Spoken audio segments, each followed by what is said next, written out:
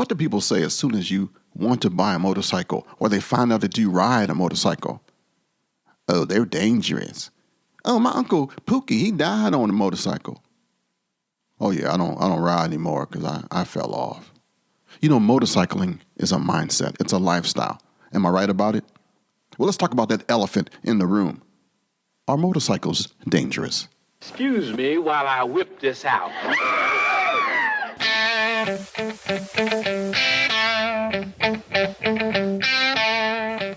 All right. Thank you for listening to Indian Motorcycle Radio. This is your friend and your brother from another mother, the Reverend Ken Blanchard. And I'm going to talk about the elephant in the room. I'm not trying to jinx you or put a mojo on you, brothers and sisters, but what I'm trying to do is get rid of that elephant. Maybe there's a new rider, a future rider, a person listening that is thinking about buying or throwing that leg over. Let's tell the truth and shame the devil. The answer to whether motorcycles are dangerous largely depends on the rider. Operating a motorcycle requires more mental and physical effort than driving. You're not sitting in a cushy vehicle. You're not sitting in a cage. Now, I love my Cadillac. Some days, I just want to sit in there. I don't even have to go nowhere. That chair is better than my recliner. But a biker, one of us, has a significantly higher risk of serious injury than that dude in the Cadillac. But you got to have training, improve your skills, wear your safety gear all the time, and be vigilant on the road, and that will reduce your chance of being in an accident. That person in a big SUV, they got protective structure that surrounds them with airbags and seatbelts, and they're listening to music, and they're on their phones, and they're doing a whole bunch of stuff. They're multitasking. You got to be wide awake. That car has 4 wheels that give it more balance. They can almost fall asleep, and they do. It takes more to ride a motorcycle than a car. On the other hand, it's easier for us to accelerate and to maneuver and to get the hell out the way. Most motorcycle events or accidents are preventable. They are. There's some common stuff that it's second nature to most of us, but some of us need a reminder. How about that? Get it right, Blanchard. Get your stuff together, man. Some people who get in near-death accidents completely go off bikes, while the rest of us get back on our bikes as soon as they are healed and are able to ride again. Motorcycles usually cost less than cars. Well, unless you buy Indian, that's a whole different story. Or Harley, we get hosed, man. But if you get a good quality motorcycle, you're in. To cut the costs, you can take a motorcycle maintenance class that'll help you do some of that work on your own. The insurance is way less. And your bike probably holds as a resale value longer than your car. Being in traffic is way better on a motorcycle. You can save time on the road because you can cut through some stuff. You can take a shortcut. Make a decision and get out of a long, lengthy line. It's more fuel efficient than a car, which is better for the environment, actually. It's way easier to park, especially on a busy street. And your parking fees are going to cost less. But you got to stay focused. You got to wear your gear. You got to know your limits. Yeah, you can look up some stats. 2019, 5,000 motorcyclists died in motorcycle crashes. But that was down from the 2018, according to the National Highway Traffic Safety Administration. In 2019, motorcyclists were nearly 29 times more likely than passenger car occupants to die in a crash per vehicle miles traveled. Why? We don't have airbags. We're not surrounded by other metal and steel. It's a simple thing. So you got to improve your skills. You got to stay in the game. You can't daydream, baby. Now, when you first started, you were a lot different than you are now. For many of us, our first experience with a bike was in our early years. But that doesn't mean that you're at an advantage. As an adult, you're less likely to be reckless on the road, especially if you saved up and you're riding this Indian now. You've probably started off with something else. You've worked your way up to this thing. And experience helps you react better to situations on the road, but diligence will help you avoid situations that can lead to worse and keep your butt alive. An experienced motorcyclist knows that they cannot afford distractions and that they must always be attentive to their surroundings. Most riders have an idea of the performance capability of their bikes, but an experienced rider will understand their skill limits and will leave the showing off to them knuckleheads in the street, stuntmen, and professional racers. Now, there's one aspect of the road that nobody has any control over, and that's the other people. According to federal statistics, more than half of all motorcycle accidents are the results of cars crashing into us. So what do? Always wear a motorcycle helmet that meets or exceeds federal motor vehicle standards. .compliant helmets otherwise. Always wear gloves, riding boots, and other protective gear. Avoid all distractions if you can. Use headlights during the daytime to increase your visibility. Choose a brightly colored helmet and clothing to help other people see you. Use defensive driving techniques. Never assume that a driver sees you. Keep a greater distance between the motorcycle and other vehicles when traffic permits. Watch for drivers at intersections and side entrances. Slow down and make sure that the driver sees you. Slow down. Speed is a factor in a lot of motorcycle accidents. Just because you can don't mean you should. And never drink and drive. Alcohol and drugs do not mix on two wheels. You got to concentrate sometimes. If you take one of those motorcycle safety foundation courses, it trains riders to use their search, evaluate, and execute strategy, which helps to keep us engaged with constant monitoring of their environment when you ride. If you're going to drink, if you're under medication, if you're tired, do yourself and everybody else a favor and don't ride. Before you even begin this thing, how about checking out your bike? Now, there's a very few motorcycle accidents that are due to mechanical failure, but I don't mean that that's not going to happen. Look for signs of tread wear, bulges, and low pressure. A lot of us have our tires are not to where they should be. I was in a dealership one day, and this guy was talking about how much tread wear is on people's tires because they're underinflated. Check out your tires before you ride today. See if you're one of them people that have underinflated tires. Check all the lights and the signals, even if your bike is brand new. Check your brakes, your clutch, and your throttle cables. Everything should be working. Check for oil or gas leaks under your bike. And clean and adjust your mirrors before you go. Okay, there's some stuff that just happens, right? It's called road hazards.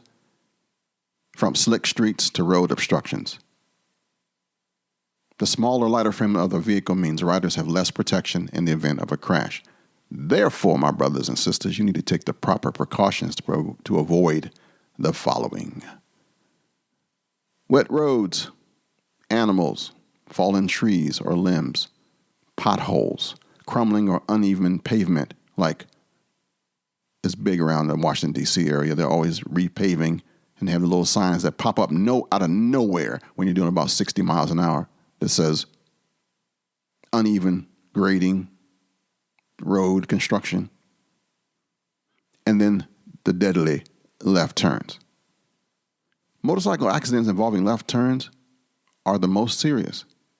There's always somebody crossing in front of you because they missed their turn. Watch out for that. They'll be riding right on your right, and they just forget that you're there and just cut you off and come right over. Or they're already in the intersection about to turn, and you're there. Left turns, that's the deadly spot right there. Be real careful when it involves you being in that left lane. Also, this accident happens when you're trying to overtake another vehicle or traveling straight through an intersection. So to reduce the risk of this happening, Motorcyclists should be wary about passing other vehicles near a turn because the driver may not always see you due to blind spots. Remember that. That left turn is the monster. There are so many people. 42% of all the accidents that happen is that left turn thing. Yeah. 57 is because folks are distracted. Yeah. That's a monster too. One of the big things that happens that occasionally causes an accident is lane splitting. And that's when a biker rides between two lanes of cars in traffic. While it can be safe when done at a safe speed relative to the traffic, some people hate it and they will go after you. Splitting the lane is not illegal in every state, but know that people in cars, especially right now, they're like cuckoo for Cocoa Puffs. They're evil for no reason. They're jealous of you because you're riding on two wheels. They're jealous of you because you're enjoying life. So be careful if you split a lane. So, are motorcycles dangerous? You tell me. Ride responsibly. Stay focused. Prepare for your ride. Wear your safety gear. I know sometimes it looks like you're a newbie if you're doing that, like all the salty guys, all the people who've been riding for a long time and they can ride in flip-flops and stuff. But that's not smart to me. How about all the gear all the time? See, it doesn't matter how you dress when you're driving in a car, but it's absolutely important to have your full motorcycle gear when you ride. Without it, your skin will be grazed off like soft cheese when you go down, and you'll have a high chance of worse injury and a long, painful recovery without all the gear all the time. Riding gear includes chaps. So what if you look like a village person? Just don't have the handlebar mustache and the Nazi hat, too. That's all. You want to have good shoes, good boots. Leather slides real good on asphalt. Now they make the stuff with the pads on the inside. And gloves, good gloves, as well as that DOT-approved helmet. Getting road rash sucks. And a head injury, you don't want that. That's how we survive this thing. That's how we get through it. That's how you don't become the Pookie that everybody talks about. You don't become Junebug that passed away because they got nailed by a truck turning in that left lane. All of us are in this thing together. How you ride affects me. I don't want to lose you. I want to ride with you. You feel me?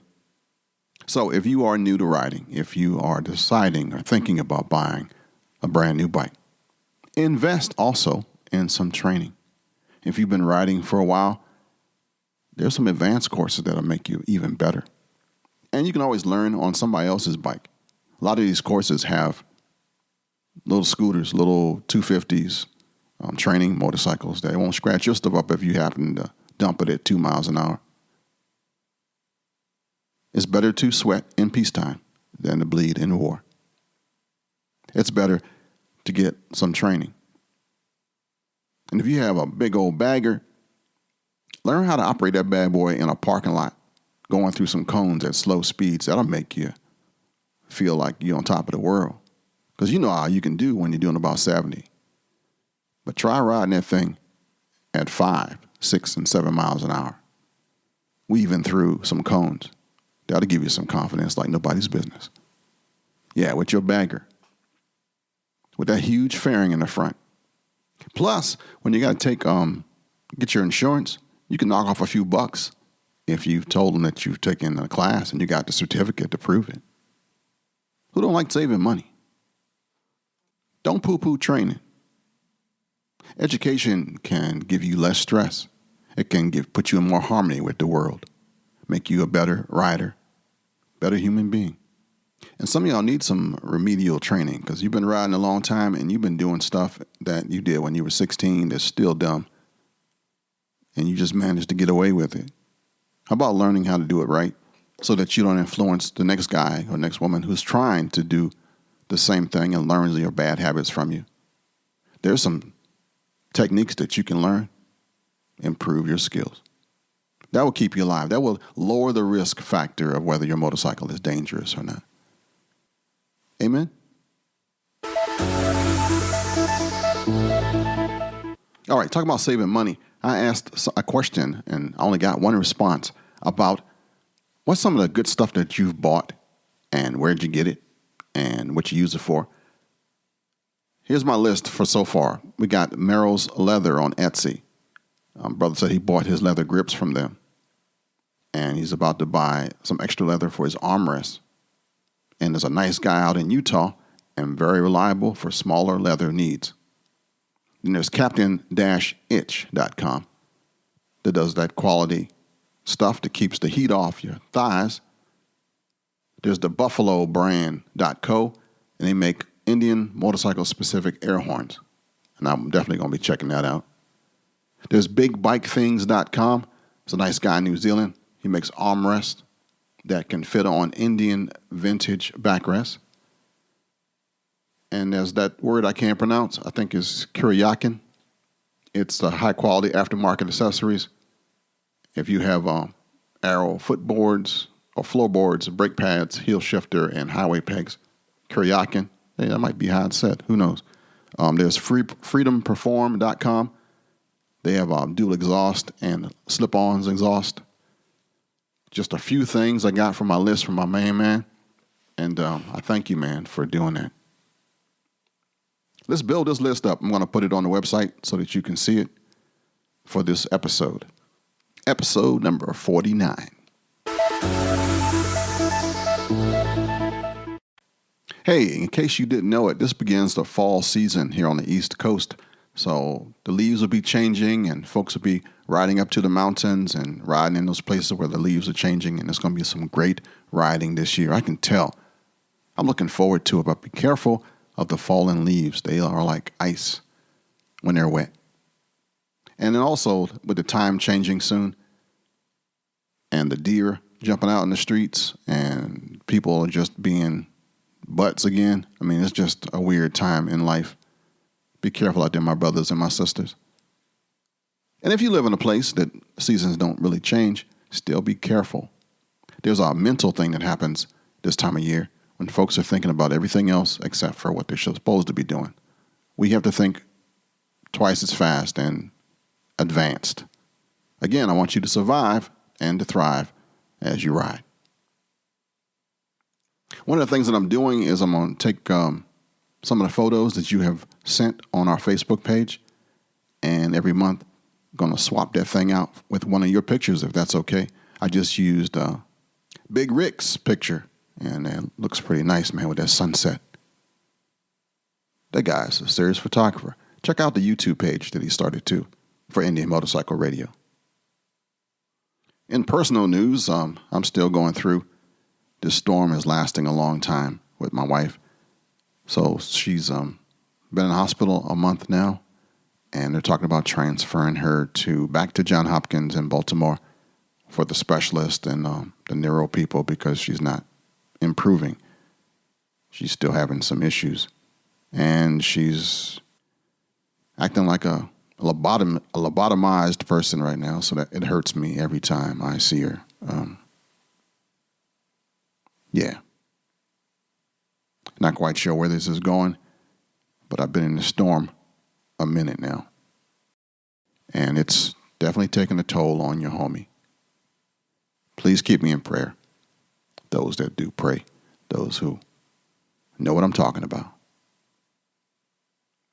It's supposed to rain the next 2 days, and then that fall weather is coming here to the nation's capital. And I plan to ride somewhere on Friday. And I'll probably hit over the 1,000-mile mark on that one.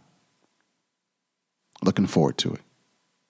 Might even do some trap shooting with some veterans on Friday, so that make a double whammy. Hey, please let me know what you think about this episode. If you have something to contribute, if you have a story to tell about maybe when time you went down, or somebody you know went down, or anything that's good for the order, that would be great for us to share with one another. Contact me here at ken.blanchard@gmail.com. That's Ken with 2 N's, ken.blanchard@gmail.com. You can hit me back up on Facebook. We're on Indian Motorcycle Radio. We have our own page. And we almost have 400 people. How cool is that?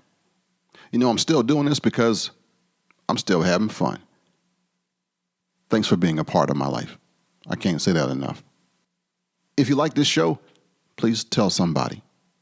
If you want to be a part of it, please let me know. Work here is done. I'm needed elsewhere now. I'm needed wherever outlaws rule the West. Wherever innocent women and children are afraid to walk the streets.